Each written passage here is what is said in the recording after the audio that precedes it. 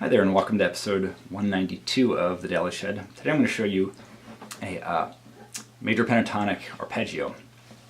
And a major pentatonic arpeggio could be played like this. But I like playing it like this. You can get a lot of speed and fluidity out of it by doing hammer-on. So hammer on the first one, the second, and you're at the octave. And pull off too. Picking the first note and either hammering on or pulling off. You can also do it up an octave. Maybe shifting your fingers.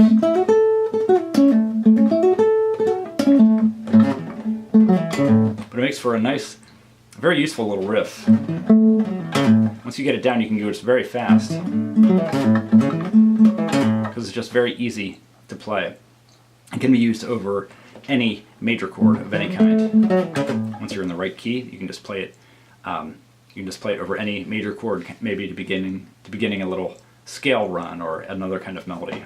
And a nice thing to practice, just to improve your hammer-ons and pull-offs. So I hope it's useful to you. Let me know if you have any questions, and thanks for watching.